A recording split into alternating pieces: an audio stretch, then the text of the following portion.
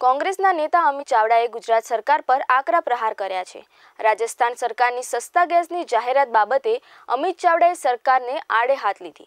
અમિત ચાવડાએ જણાવ્યું હતું કે ગુજરાતે ભાજપને જંગી બહુમતી આપી 156 સીટ આપી છે, ત્યારે ડબલ એન્જિનની સરકાર ગુજરાતમાં પણ ગેસનો ભાવ ઘટાડે તેવી માંગ અમિત ચાવડાએ કરી છે।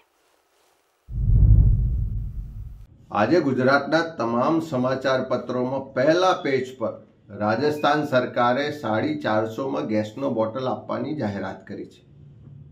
ગુજરાતીઓ ગુજરાતી પેપરમાં જાહેરાત વાંચે, પણ રાજસ્થાન સરકારની જાહેરાત, ગુજરાતની સરકાર કે જે ગુજરાતીઓના મતથી 156ની બહુમતી સાથે ડબલ એન્જિનની સરકાર છે, પણ ગુજરાતીઓ આજે પણ મોંઘવારીનો માર સહન કરવા માટે મજબૂર છે।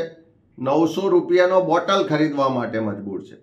એક તરફ પેટ્રોલ ડીઝલને તમામ જીવન જરૂરિયાતની ચીજ વસ્તુના ભાવ આસમાને હોય, ઘર ચલાવવાનું મુશ્કેલ હોય, અને ગૃહિણીઓને અમે સુવિધા આપી એમ કરીને ઉજ્જવલા યોજના તો પ્રધાનમંત્રીશ્રીએ જાહેરાત કરી, ઉજ્જવલાના નામે જે કેરોસીન આપવામાં આવતું હતું એ બંધ કરી દેવામાં આવ્યું, અને પછી ગેસના ભાવ આજ પહેલાં 1100 હતા અને આજે 900 સુધી પહોંચ્યા છે।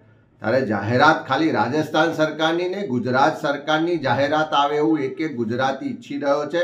અને અમે સરકારને કહેવા માંગીએ છીએ, ડબલ એન્જિન સરકારને કહેવા માંગીએ છીએ કે રાજસ્થાન સરકારની જાહેરાત ગુજરાતીઓ વાંચે, પણ ગુજરાત સરકારની જાહેરાત ક્યારે આવશે? ગુજરાતના લોકોને 450માં ગેસ ક્યારે મળશે? ક્યારે આ મોંઘવારીના મારમાંથી રાહત મળશે? શું ચૂંટણીઓ આવે અને પેટ્રોલ ડીઝલ કે ગેસના ભાવ ઘટે અને ચૂંટણીઓ પતી જાય, મત લઈ લેવાય, સરકાર બની જાય, ફરી પાછી મોંઘવારી સહન કરવાની?